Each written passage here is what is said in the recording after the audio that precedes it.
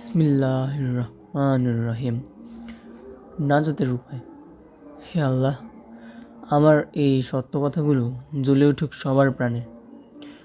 অন্ধকার ছেড়ে ফেলে ছুটুক সবাই আলোর ধ্যানে। আমল করে সবাই মিলে উঠব ওরা জান্নাতেরই ফুলবাগানে। লাহুল মাওলা ফালাহুল কুল, অর্থাৎ যে আল্লাহর হয়ে যায়, জগতের সকল জীব তার অনুগত হয়ে যায়। আল্লাহ পাক কোরআন মাজিদে বলেন, নিশ্চয়ই যারা বলে আমাদের রব একমাত্র আল্লাহই, অতঃপর আমার আদেশ নিষেধের উপর অটল থাকে, তাদের মৃত্যুর সময় ফেরেশতাগণ অবতীর্ণ হয়ে বলবে, তোমরা ভয় করো না, চিন্তিত হইও না, তোমরা ভেহেশতের সুসংবাদ নাও, যা তোমাদের জন্য ওয়াদা করা হয়েছে, তাই তোমরা পাবে। আমরা দুনিয়াতে যে রূপ তোমাদের সঙ্গীরূপে ছিলাম, তদ্রূপ আখিরাতেও তোমাদের বন্ধুরূপে থাকবো। তোমাদের মন যা চাইবে তাই পাবে। এটা বলা হয়েছে সূরা হামিম সিজদা আয়াত 30। তাফসিরে ফাতুহুর রহমানের মধ্যে বর্ণিত আছে, মৃত্যুর কঠিন সময় আর ভয়ঙ্কর হাসর ময়দানে যখন মানুষ চিন্তায় ব্যাকুল হয়ে যাবে, তখন রহমতের ফেরেশতাগণ মুমিন বান্দাবান্দীদেরকে সান্ত্বনা দিয়ে বলবে, আল্লাহর হুকুমে তোমাদের জীবিতকালে আমরা যে রূপে তোমাদের সঙ্গী ছিলাম, এই সংকটময় সময়েও তোমাদের সঙ্গী আছি।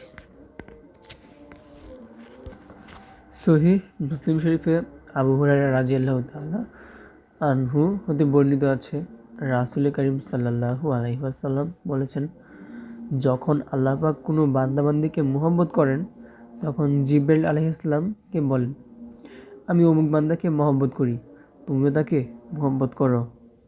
তখন জিবরাইল আলাইহিস সালাম তাকে বন্ধু জানেন। তারপর তিনি আকাশবাসী ফেরেশতাদেরকে উচ্চস্বরে ডেকে বলেন যে, আল্লাহ তাআলা অমুক বান্দাকে মহব্বত করেন, আমিও তাকে মহব্বত করি, তোমরাও তাকে মহব্বত করো। তখন আকাশবাসী সকলেই তাকে ভালোবাসে, মহব্বত করে। অতঃপর জমিনবাসীদের অন্তরেও তার ভালোবাসা সৃষ্টি করে দেওয়া হয়, যা স্বয়ং আল্লাহ পাক দিয়ে দেন। নাজাতের প্রধান উপায় হলো আল্লাহ পাকের হুকুমগুলি পুরোপুরিভাবে মেনে চলা, তার সাথে বন্ধুত্ব স্থাপন করা। দুনিয়ার হাজার হাজার বিপদে পড়েও যদি আল্লাহর সহিত মুহাব্বত রাখা যায়, তার নামাজ, রোজা, পর্দার হুকুম আহকাম, জিকির আজকার, হালাল হারাম ঠিকমতো অটলভাবে মানা যায়, তাহলে ফেরেশতা, জিন, দেবদৈত্য, মানব দানব, পশু পাখি, কীটপতঙ্গ সকলেই তার অধীন হয়ে যায়।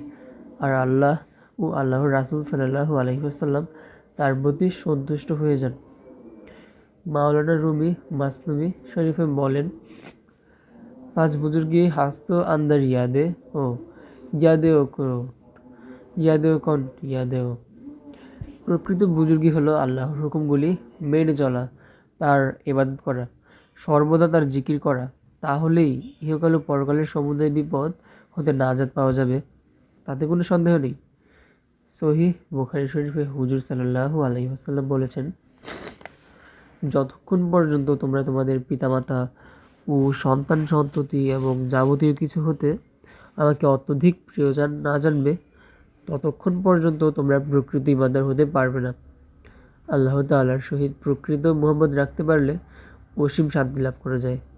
তার উজ্জ্বল দৃষ্টান্ত দেখুন। আইয়ুব আলাইহিস সালামের 7টি সন্তানের মাথায় ছাদ ভেঙে পড়ে একসাথে মারা যায়। হঠাৎ অজস্র সহায় সম্পদ ধ্বংস হয়ে যায়। সেই দুরবস্থার সময় তার 3জন স্ত্রী তালাক নিয়ে চলে যায়। চাকর বাকর সব তাকে ফেলে যায়। তার শরীর মোবারক পচে কিরায় ভরে যায়। সবাই তাকে দেশ থেকে তাড়িয়ে দেয়।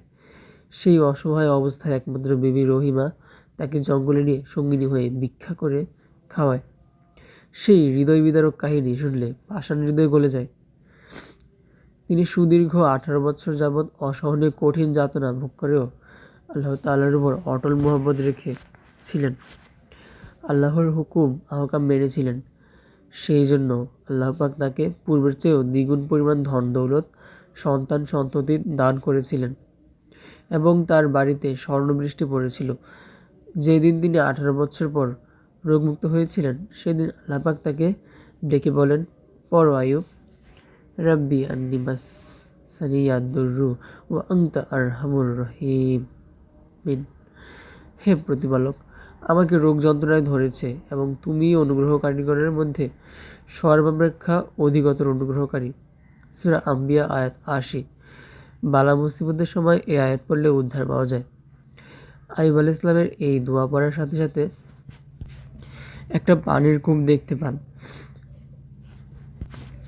তিনি সেই পানি দিয়ে গোসল করার সাথে সাথেই মুক্তি লাভ করেন এবং পূর্বের চেয়েও ভালো স্বাস্থ্য ফিরে পান। এদিকে বিবি রহিমা এসে সুঠাম স্বাস্থ্যবান যুবক দেখে চিনতে না পেরে আকুল হয়ে কেঁদে কেঁদে রোদন করে বলতে লাগলেন, হে যুবক, তুমি বুঝি আমার স্বামীকে মেরে ফেলে আমার মান সম্মান মারতে এসেছ? আইয়ুব আলাইহিস সালাম মুচকি মুচকি হাসতে লাগলেন। বিবি রহিমার করুণ অবস্থা দেখে আইয়ুব আলাইহিস সালাম দিয়ে বলেন, রহিমা, আল্লাহ পাক আমাকে মাফ করে দিয়েছেন। তুমি ভালো করে লক্ষ্য করে দেখো তো, আমি 18 বছর পূর্বের সেই স্বাস্থ্যবান আইয়ুব কিনা। দুজনে আল্লাহ পাকের শুকরিয়া সেজদা করলেন। ওইখানে রাত্র কাটাবার পর ভোর রাত্রে আইয়ুব আলাইহিস সালাম এমন চিৎকার মারলেন যে বহুদূর আওয়াজ পৌঁছে গেল। লোকজন দৌড়ে এসে বলল, আপনি কেন এত বড় চিৎকার মারলেন? তিনি রোদন করে কেঁদে কেঁদে বললেন, এই 18 বছর পর্যন্ত আমি রোগ যন্ত্রণায় অসুস্থ থাকতাম। প্রতিদিন ভোর রাত্রে আমার আল্লাহ বলতেন, হে আইয়ুব, তুমি কেমন আছো? আজ আমি রোগমুক্ত হয়েছি। আজ আর আল্লাহ পাক আমাকে জিজ্ঞেস করেন না যে, হে আইয়ুব, তুমি কেমন আছো? আমি সেই শোকে চিৎকার করে দিয়েছি। সুবহানাল্লাহ। আল্লাহ পাক কুরআন মজিদে বলেন, সুদীর্ঘ 18 বছর পর আমি তার প্রার্থনা মঞ্জুর করেছি, রোগ হতে মুক্ত দিয়েছি এবং তার পরিবারবর্গের সব তাকে আবার দান করেছি। আমি রহমত করে তাকে দ্বিগুণ সম্পদ দান করেছি। ইহা দ্বারা আমার বান্দাগণকে নসিহত করা হয়েছে। সূরা আম্বিয়া আয়াত 84। দুনিয়ার কঠোর বিপদ এবং অসহনীয় অশান্তি ভোগ করেও যদি কেহ আল্লাহ পাককে প্রাণের চেয়ে অধিক মহব্বত করে, তবে তিনি তাকে অতুলনীয় নিয়ামত দান করে থাকেন, তাহাতে কোনো সন্দেহ নেই। সূরা আল ইমরানের 110 নং আয়াতে আল্লাহ পাক বলেন, কুনতুম খায়রা উম্মাতিন উখরিজাত লিন-নাসি তামুরুনা বিল মা'রুফি ওয়া তানহাউনা আনিল মুনকারি ওয়া তু'মিনুনা বিল্লাহি। তোমরাই হলে উত্তম জাতি, মানুষের কল্যাণের জন্যই তোমাদের সৃষ্টি। তোমরা মানুষকে সৎ কাজের আদেশ দান করবে আর অন্যায় কাজে বাধা দেবে এবং আমার প্রতি ঈমান আনবে। এই আয়াতে এই কথাই স্পষ্টভাবে বলা হয়েছে যে মানুষকে সৎ কাজের উপদেশ দিবে, অন্যায় কাজ হতে ফিরাবার চেষ্টা করবে, নিজেও সৎ কাজ করবে, সেই মানুষই শ্রেষ্ঠ মানুষ। আর যে মানুষকে খারাপ কাজে উৎসাহিত করে, নিজেও খারাপ কাজ করে, মানুষের ক্ষতি করে, সেই সবচেয়ে নিকৃষ্ট খারাপ মানুষ। একদিন মুসা আলাইহিস সালাম আরজ করলেন, হে আল্লাহ, যে ব্যক্তি মানুষকে ন্যাক কাজের উপদেশ দেয় আর মন্দ কাজ হতে বিরত রাখে, তার প্রতিদান কি? আল্লাহ পাক বলেন, আমি তার প্রতিটি কথার বিনিময়ে 1 বৎসরের ইবাদতের নেকি দান করি। এমন ব্যক্তিকে আমি জাহান্নামের শাস্তি দিতে লজ্জাবোধ করি।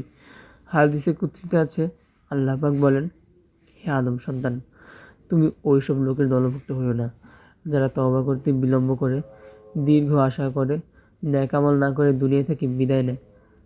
পুণ্যবান লোকের মতো কথা বলে অথচ তার আমল হয় মুনাফিকের মতো। মনের আশা পূরণ হলেও তুষ্ট হয় না, আর মনের আশা অপূর্ণ থাকলে সবরও করে না। পুণ্যবান লোকদের প্রতি আশ্বস্ত হয় অথচ সে নিজে পুণ্যবান হয় না। মুনাফিকদেরকে ঘৃণা করে অথচ সে নিজে মুনাফিকি করে। ন্যাক কাজের উপদেশ দেয় না এবং সে নিজেও ন্যাক কাজ করে না। অসৎ কাজ প্রতিরোধ করে না এবং সে নিজেও অসৎ কাজ হতে বিরত থাকে না। আলী রাদিয়াল্লাহু তাআলা আনহা বলেন, আমি রাসূলুল্লাহ সাল্লাল্লাহু আলাইহি সাল্লামকে বলতে শুনেছি, তিনি বলেন, শেষ জমানায় কিছু লোক এমন হবে, তাদের বুদ্ধি কম হবে, তারা কথা বলবে চমৎকার ও আকর্ষণীয়, তাদের অন্তরে সেগুলোর কোনো রিয়াকশনই থাকবে না, সে অনুযায়ী নিজে আমল করবে না। তারা দিন হতে এমনভাবে বের হয়ে যাবে যেমন তীর ধনুক হতে বের হয়ে যায়।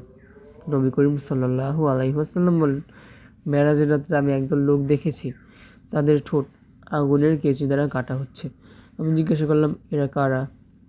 জিবরিল আলাইহিস সালাম বললেন, এরা অন্যদেরকে ওয়াজ, নসিহত এবং ভালো কাজের আদেশ উপদেশ করত অথচ সে নিজে সেই অনুযায়ী আমল করতো না। যেমন কোরআন শরীফের সূরা বাকারার 44 নং আয়াতে আল্লাহ পাক বলেন, তোমরা আমার কালাম পাঠ করো অথচ সেই কালামের বিধিবিধান অনুযায়ী আমল করো না। দান করার জন্য অন্যকে উপদেশ দাও অথচ নিজেরা দান করো না।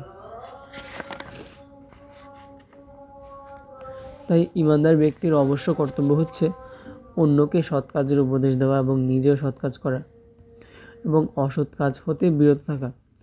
আবু বকর রাদিয়াল্লাহু তাআলা আনহা আরজ করেন, ইয়া রাসূলুল্লাহ সাল্লাল্লাহু আলাইহি ওয়াসাল্লাম, কাফেরদের বিরুদ্ধে যুদ্ধ করা জিহাদ, ইহা ছাড়া কোনো জিহাদ আছে কি না? তিনি বলেন, অবশ্যই আছে। তা হচ্ছে ওই লোকদের জিহাদ যারা সৎ কাজের উপদেশদাতা, অসৎ কাজের প্রতিরোধকারী।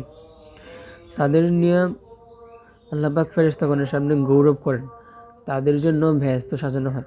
সুবহানাল্লাহ। হযরত আয়েশা রাদিয়াল্লাহু তাআলা আনহা বলেন, নবী করিম সাল্লাল্লাহু আলাইহি ওয়াসাল্লাম বলেছেন, আল্লাহ পাক পূর্বকালে এমন একটি জায়গায় আযাব নাজিল করেছিলেন যার লোক সংখ্যা ছিল 18,000। তারা এত নেককার ছিল যে আমল ও ইবাদতে নবী রাসূলদের মতো। আমি জিজ্ঞাসা করলাম, তাদেরকে ধ্বংস করার কারণ কি? তিনি বলেন, তারা মানুষকে আল্লাহর নাফরমানির কাজ করতে দেখে কিছু বলতো না এবং নেক কাজের হুকুম করতো না, অসৎ কাজের নিষেধ করতো না। আল্লাহ পাক হযরত ইউসা আলাইহিস সালামের নিকট ওহী পাঠালেন, আমি তোমার উম্মতের 40,000 সৎ লোককে আর 60,000 অসৎ লোককে একত্রে ধ্বংস করব। তিনি আরজ করলেন, হে আল্লাহ, অসৎ লোক তো ধ্বংস হওয়ার উপযুক্ত, কিন্তু সৎ লোকদেরকে ধ্বংস করার কারণ কি? আল্লাহ পাক বলেন, অসৎ লোকদের সাথে কেন তারা খুশখুশালিতে একত্রে খানাপিনা করে, তাই আমি ওদেরকে ধ্বংস করে দেব। আনাস রাদিয়াল্লাহু তাআলা আনহা বলেন, আমি হুজুর সাল্লাল্লাহু আলাইহি ওয়াসাল্লামের নিকট আরজ করলাম, হুজুর, আমরা কি কোনো সৎ কাজের উপদেশ দিতে ওই পর্যন্ত কি বিরত থাকব যতক্ষণ পর্যন্ত নিজেরা আমল করতে না পারি, আর অসৎ কাজ হতে নিষেধ করতে বিরত থাকব যতদিন পর্যন্ত নিজেরা বিরত না হতে পারি? হুজুর সাল্লাল্লাহু আলাইহি ওয়াসাল্লাম বললেন, না, তোমরা সৎ কাজের হুকুম করতে থাকো, যদিও তোমরা সেই অনুযায়ী পূর্ণভাবে আমল করতে না পারো, আমল করতে চেষ্টা করো।